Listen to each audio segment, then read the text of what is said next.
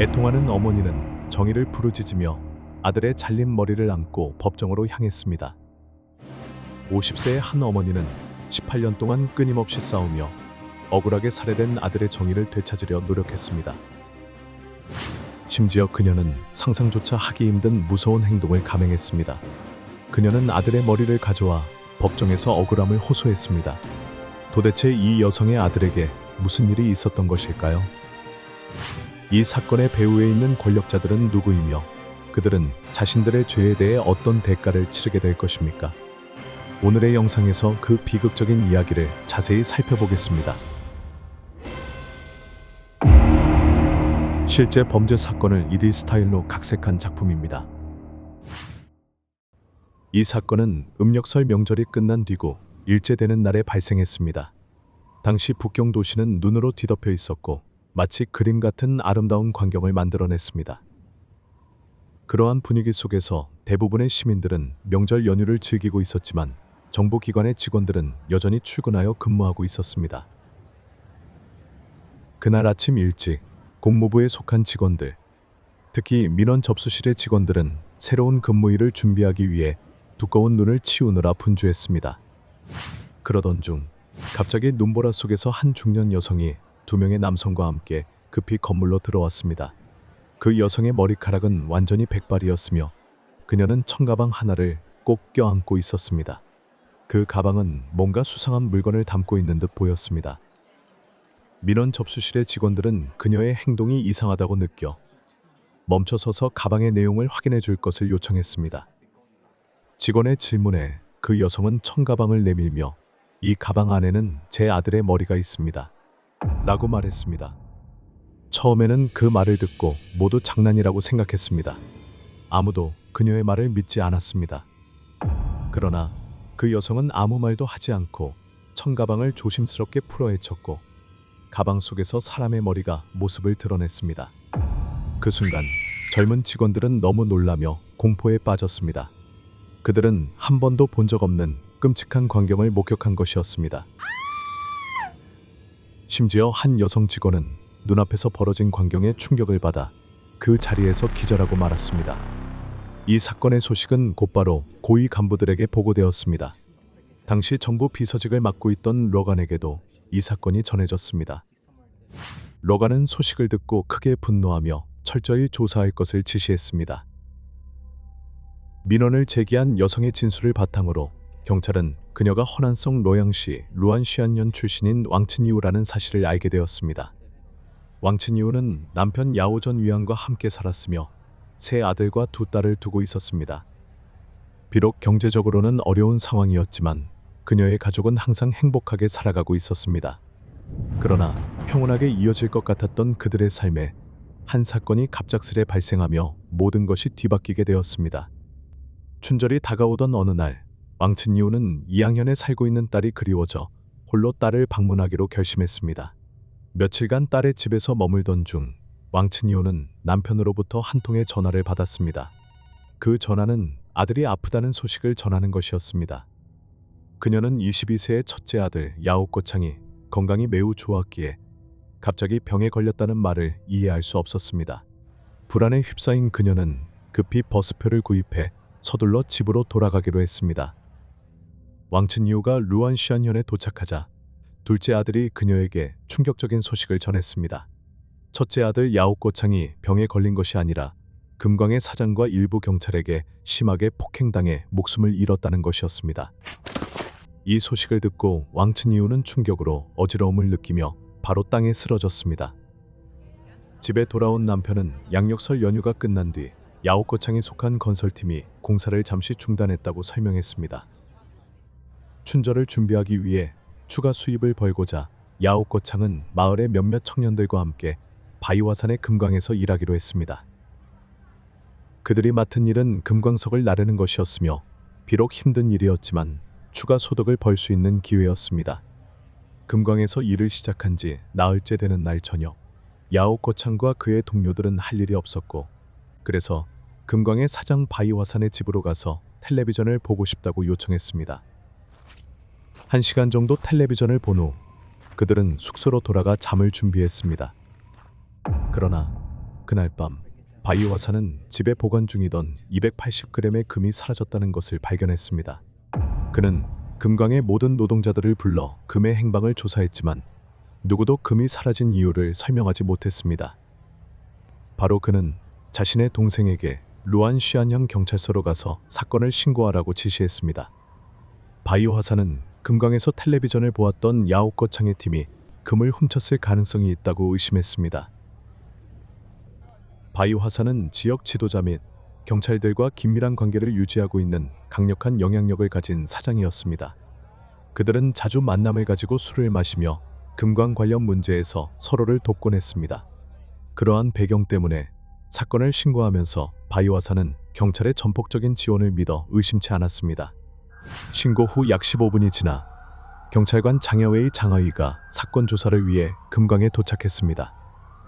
그는 관련자들을 신문한 후 야오꺼창이 범인일 가능성이 높다고 판단했습니다. 그 이유는 텔레비전을 볼 때 야오꺼창이 금이 보관된 장소를 명확히 볼 수 있는 위치에 앉아 있었기 때문이었습니다. 장야웨이는 야오꺼창을 따로 불러 신문하기로 결정했고 금을 훔쳤다는 사실을 인정하도록 강압적으로 몰아붙였습니다.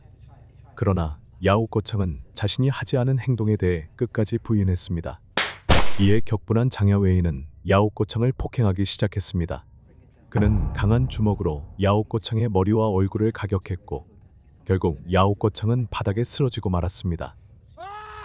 야오꺼창은 자신이 280g의 금을 훔쳤다고 자백하면 장기간 감옥에 갇히게 될 것이라는 사실을 잘 알고 있었습니다. 하지만 그럼에도 불구하고 그는 분노에 차 나는 훔치지 않았어. 너희들은 강제로 자백을 받아내고 있어. 난 너희를 사법위원회에 고발할 거야 라고 외쳤습니다. 이 말을 들은 장야웨이는 화가 나서 다시 야오꺼창을 마구 폭행하기 시작했습니다. 그때 금광의 사장 바이오화사는 야오꺼창을 바라보며 너는 금이 어디에 숨겨져 있는지만 말하면 된다. 그러면 나는 너를 풀어줄 뿐만 아니라 돈까지 보상해 주겠다 라고 말했습니다. 바이오화산과 장야웨이 모두 회유와 강압을 동시에 시도했지만 야오꺼창은 끝까지 결백을 주장하며 죄를 인정하지 않았습니다. 이 상황에 격분한 바이오화산과 장야웨이는 더 이상 참지 못하고 더욱 잔인하게 폭행하기로 결정했습니다. 그들은 야오꺼창의 옷을 모두 벗기고 가죽 벨트와 경찰봉을 사용해 그의 몸을 무자비하게 구타했습니다. 결국 야오꺼창은 견디다 못해 자신이 금을 훔쳤다고 거짓 자백을 할 수밖에 없었습니다. 그러나 그가 자백한 후에도 바이오화사는 멈추지 않았습니다. 그는 야오꺼창에게 금이 숨겨진 장소를 말하라고 강요했습니다. 사실 야오꺼창은 금이 어디에 있는지 전혀 알지 못했습니다. 더 이상 견딜 수 없었던 그는 5곳의 가짜 장소를 꾸며내어 말했습니다. 하지만 바이오화산과 장야웨이는 각 장소를 확인한 후 금을 발견하지 못하자 더욱 화를 내며 다시 야오꺼창을 잔혹하게 폭행했습니다. 그들의 고문은 날이 밝을 때까지 계속되었고 야오꺼창은 이미 완전히 탈진한 상태가 되었습니다. 그러나 바이오화산은 멈추지 않았습니다. 그는 친구인 딩진웨이라는 사람을 불러와 폭행을 도와달라고 요청했습니다. 그 후 3사람은 번갈아가며 가죽 벨트로 야오꺼창을 계속해서 때렸습니다. 야오꺼창은 몇 번이나 의식을 잃었지만 그들이 차가운 물을 얼굴에 부어 억지로 정신을 차리게 만들었습니다. 힘이 빠져 더 이상 저항할 수 없었음에도 불구하고 야오꺼창은 이들의 잔혹한 폭행에 계속 시달리며 상태는 점점 악화되었습니다. 오후 4시쯤 오랜 시간 이어진 고문 끝에 야오꺼창은 부어오른 눈을 간신히 뜨고 장야웨이와 바이오화산을 바라보았습니다. 그는 마지막 남은 힘을 쥐어짜듯 차갑게 너희들은 반드시 대가를 치를 것이다 라고 말했습니다. 그 말을 남긴 후 야오꺼창은 결국 바닥에 쓰러지며 숨을 거두고 말았습니다. 야오꺼창이 숨을 쉬지 않는 것을 확인한 장야웨이는 당황하며 현장에서 급히 도망쳤습니다. 사건이 발각될까 두려웠던 바이오화사는 즉시 상황을 수습하려고 했습니다. 그는 금광의 한 노동자에게 전화를 걸어 도움을 요청하며 자신을 도와주면 돈을 주겠다고 약속했습니다. 그 노동자는 깊게 생각할 겨를도 없이 바이오화산의 부탁을 받아들였습니다. 그들은 함께 야오꺼창의 시신을 현장에서 몰래 옮겨 인적이 드문 근처의 도랑에 던져버렸습니다. 얼마 지나지 않아 금광의 한 노동자가 야오꼬창의 시신을 발견하고 그의 아버지 야오전 위안에게 이 사실을 알렸습니다. 아들의 사망 소식을 들은 야오전 위안은 즉시 아들의 시신이 버려진 장소로 달려갔습니다. 그는 아들의 움직이지 않는 시신을 보자마자 바이와산의 집으로 뛰어가 왜 내 아들이 죽었소? 너희가 도대체 무슨 짓을 한 것이오? 라고 따졌습니다.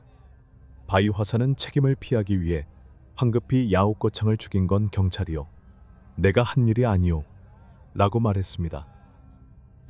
참을 수 없는 고통과 분노에 사로잡힌 야오전 위안은 아들의 시신을 사람들에게 보이기로 결심했습니다.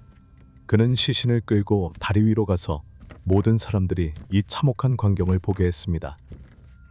그때 왕춘이우 역시 현장에 도착했습니다. 아들이 처참하게 맞아 죽은 모습을 본 왕춘이우는 눈물을 참지 못하고 주저앉아 통곡했습니다. 그 당시 야오전 위안 부부는 아들을 잃은 고통을 더 이상 견딜 수 없어 현지 정부에 경찰의 범죄를 고발하기로 결심했습니다. 그들은 정부가 사건에 개입해 진상을 철저히 조사하고 아들이 억울하게 죽음을 맞이하지 않도록 정의를 실현해 주기를 간절히 바랐습니다. 그 후 매일같이 부부는 현지 정부 기관을 찾아가 아들의 억울함을 호소했습니다. 하지만 열흘이 지나도록 그들은 단 한 번의 답변조차 듣지 못했습니다. 마치 현지 정부는 야오꼬창의 죽음에 대해 아무런 관심도 없는 것처럼 보였습니다. 더 이상 선택의 여지가 없었던 야오 전위안 부부는 결국 현 청장의 사무실로 직접 찾아가기로 결심했습니다. 그들은 청장에게 아들의 억울한 죽음을 알리고 도움을 받을 수 있기를 간절히 바랐습니다. 그러나 그들은 동정이나 도움을 받기는커녕 바로 사무실에서 쫓겨나고 말았습니다. 그 후에도 그들은 경찰서, 법원, 검찰청을 찾아다니며 도움을 요청했지만 어디에서도 그들을 도와주는 사람은 없었습니다. 어떤 곳에서는 기다리라는 말만 들었고 다른 곳에서는 아예 문전박대를 당했습니다. 심지어 그들은 바이와산이 여전히 금광사장으로 임명되었고 축하하기 위해 폭죽까지 터뜨렸다는 소식을 듣게 되었습니다. 이 소식을 들은 왕춘이와 남편은 참을 수 없는 분노를 느꼈습니다. 그들은 손수레에 아들의 시신을 싣고 흰천에 아들의 억울한 죽음을 적어 사람들에게 보여주기로 결심했습니다. 그들은 마을을 벗어나 루안시안현 청사로 향했습니다. 이 사건은 곧 사람들의 이목을 끌기 시작했습니다. 많은 사람들이 한 사람이 억울하게 맞아 죽었는데도 범죄자들이 처벌받지 않는다는 사실을 도저히 받아들일 수 없었습니다. 분노한 시민들은 왕춘이호 편에 서서 정의를 요구했습니다. 청장 역시 민심의 강한 반응을 보고 왕춘이호 부부를 사무실로 불렀습니다. 그는 상황을 진정시키기 위해 왕춘이호 앞에 무릎을 꿇고 이 사건을 철저히 조사하겠다고 약속했습니다. 또한 그는 장례를 치를 수 있도록 5천 위안을 제공하며 시신을 먼저 묻어달라고 부탁했습니다. 그러나 왕춘이호는 청장의 말을 믿지 않았습니다. 그녀는 청장이 약속을 지키지 않을까 걱정되어 아들의 시신을 바로 묻지 않기로 결심했습니다. 그녀는 시신을 관에 담아 집에 두고 상황을 지켜보기로 했습니다. 조사가 시작되자 청장은 곧바로 장야웨이와 바이화산을 체포하라고 명령했습니다. 왕춘이호는 그제야 조금이나마 안도했습니다. 적어도 아들을 위한 일부 정의를 되찾은 것 같았기 때문입니다. 하지만 며칠 후 장야웨이와 바이화산은 풀려났다는 소식이 전해졌습니다. 이 소식을 듣자 왕춘이호는 자신이 청장에게 속았다는 사실을 깨달았습니다. 절망 속에서 그녀는 인터넷에서 한 어머니가 아들의 머리를 들고 베이징에 올라가 억울함을 풀었다는 이야기를 읽게 되었습니다. 그녀는 오랫동안 고민하다가 같은 방법으로 아들의 정의를 되찾기로 결심했습니다. 2월 22일 왕춘이호는 가족들에게 자신의 계획을 알렸습니다. 그러나 모든 가족들이 그녀의 결정을 강력히 반대하며 무모한 행동을 하지 말라고 만류했습니다. 하지만 그날 밤 왕춘이호는 인생에서 가장 고통스럽고 잔인한 결정을 내렸습니다. 그녀는 날카로운 칼을 들고 아들의 관 앞으로 갔습니다. 그녀는 아들의 머리를 가져와 조심스럽게 천에 싸서 가방에 넣었습니다. 그 후 그녀는 아무 말도 없이 홀로 길을 떠났습니다. 하지만 기차역에 도착했을 때 남편 야오전 위안과 사위가 그녀를 발견하고 뒤쫓아왔습니다. 결국 세 사람은 함께 기차에 올랐고 다음 날 아침 그들은 베이징에 도착했습니다. 국무부 직원들은 허난성 출신의 한 여성이 아들의 머리를 들고 베이징으로 찾아와 억울함을 호소하고 있다는 소식을 듣고 큰 충격과 공포에 빠졌습니다. 이 소식은 빠르게 퍼져나갔고 정부 비서인 로간을 포함한 고위 지도자들 또한 이 소식을 접하고 놀라움을 감추지 못했습니다. 왕친유의 가슴 아픈 이야기를 들은 로간 비서는 즉시 철저한 수사를 지시했습니다. 그는 경찰 측에 일주일 내에 사건의 진상을 보고하라고 명령했습니다. 정부의 개입으로 인해 중국 최고인민법원은 왕친유의 청원을 정식으로 접수하게 되었습니다. 이후 허난성 검찰청 대표가 왕친유를 찾아와 그녀에게 집으로 돌아가 아들의 장례를 치르라고 설득했습니다. 그들은 사건을 철저히 조사하고 아들의 죽음에 책임이 있는 자들을 반드시 법에 따라 처벌하겠다고 약속했습니다. 왕친이오는 마음속으로 정부의 말을 믿기 어려웠지만 더 이상 할 수 있는 일이 없었기에 그들의 말을 받아들이고 귀향하기로 결심했습니다. 그녀가 집으로 돌아온 후 범인들은 체포되었지만 몇 달이 지나도록 재판은 열리지 않았습니다. 그 사이 왕친이오는 상대 측이 사건을 무마하고 범인들의 형량을 줄이기 위해 로비를 하고 있다는 소문을 듣게 되었습니다. 그녀는 사건이 지연될수록 아들을 위한 정의를 이루기 힘들어질 것이라고 걱정했습니다. 절망에 빠진 왕친이오는 다시 싸우기로 결심했습니다. 그녀는 직접 흰색 블라우스를 만들어 그 위에 커다랗게 억울함이라고 적었습니다. 또한 그녀는 작은 동그란 노쇠종을 들고 매일같이 도시를 돌아다니며 종을 치며 도움을 호소했습니다. 그렇게 3달 동안 왕친이오는 한결같이 거리에서 싸움을 이어갔습니다. 그녀의 끈질긴 노력은 결국 사람들의 관심과 지지를 끌어냈고 정부는 사건을 해결해야만 한다는 압박을 받게 되었습니다. 9개월의 끈질긴 투쟁 끝에 마침내 1991년 9월 11일 야오코창 사건의 재판이 열리게 되었습니다. 이 재판에서 주범인 경찰 장야웨이와 금광사장 바이화사는 고의 살인죄로 무기징역을 선고받았습니다. 또한 사건의 가담에 폭행에 참여한 다른 경찰들은 각각 3년에서 4년의 징역형을 선고받았습니다. 그러나 이러한 판결에도 왕친이오는 만족하지 않았습니다. 사건이 마무리된 후에도 그녀는 끊임없이 명확한 해명을 요구하며 투쟁을 이어갔습니다. 그녀는 여전히 정의가 실현되지 않았다고 느꼈습니다. 판결에 어떤 민사적 배상도 포함되지 않았기 때문입니다. 아들이 사망한 후 정부와 법원은 왕친이우에게 5천 위안을 지급하며 이것이 장례 비용이라고 말했습니다. 처음에 왕친이우는 그 돈이 단순한 지원금이라고 생각하고 받아들였습니다. 하지만 나중에야 그 돈이 법원이 결정한 배상금이었다는 사실을 알게 되었습니다. 만약 처음부터 그 돈이 배상금이라는 것을 알았다면 왕친이우는 절대 받지 않았을 것입니다. 2000년 법원은 왕친이우에게 추가로 5천 위안을 지급하겠다고 통보했습니다. 그러나 왕친이우는 그 돈을 받은 적이 없다고 주장했습니다. 그녀는 지급 확인서에서 남편 야오전 위안의 서명을 발견했지만 그것은 분명히 그녀의 남편의 필체와 다르게 작성된 것이었습니다. 왕친이우가 계속해서 투쟁을 이어간 또 다른 이유는 사건 재판 당시 법정에서 일어난 일 때문이었습니다. 재판이 진행되는 동안 왕친이우는 인파에 밀려 재판 내용을 제대로 듣지 못했습니다. 사람들이 그녀를 벽 가까이 들어올려 재판을 듣게 해주었지만 그 과정에서 경비 중인 경찰들이 왕친이우를 끌어내렸습니다. 이로 인해 왕친이우는 바닥에 떨어지며 골반뼈가 부러지는 중상을 입었습니다. 이 심각한 사고에도 불구하고 법원 관계자 중 누구도 책임을 지지 않았습니다. 왕친이우는 정부의 무책임한 태도와 불공정한 대우에 깊은 분노를 느꼈습니다. 더욱 충격적인 것은 고등법원의 한 판사가 왕친이우에 대해 무례한 발언을 했다는 사실이었습니다. 그는 범인들이 이미 체포되고 처벌받았는데도 계속해서 배상을 요구하는 건 그녀가 양심이 없는 것이다 라고 말했습니다.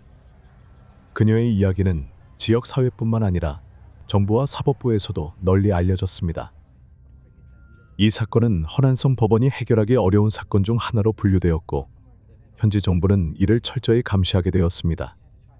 왕친이우가 나타날 때마다 권력을 가진 사람들의 얼굴에는 불편함과 피로가 가득했습니다. 하지만 그 후 2008년을 기점으로 왕춘이후는 더 이상 항소를 하지 않았습니다. 그 이유는 확실하지 않지만 많은 사람들은 정부가 그녀에게 소송 중단 서약서에 서명하도록 강요했기 때문이라고 추측했습니다. 그 서약서에 서명한 후 왕춘이후는 더 이상 공무부 청사 앞에서 모습을 보이지 않았습니다. 왕춘이후는 1991년부터 2008년까지 18년간 끝없이 항의하며 싸워왔습니다. 중년의 여성이었던 그녀는 이제 머리카락이 백발이 된 할머니로 변했습니다. 매일 밤 늦은 시간, 그녀는 내가 정말 잔인하게 아들의 머리를 가져가 베이징까지 갔던 것을 후회하는가? 라고 자문했습니다. 사람들은 늘 어머니의 사랑이 가장 성스럽고 위대하다고 말합니다. 어머니는 자식을 낳고 기르며 모든 고통을 감내해 나가는 존재입니다. 그러나 세월은 왕춘이후의 건강과 투지를 모두 앗아갔습니다. 이제 그녀는 더 이상 싸울 힘조차 남아있지 않습니다. 영상 끝까지 시청해 주셔서 감사합니다. 좋아요와 구독을 눌러주시고 새로운 사건 영상도 놓치지 마세요.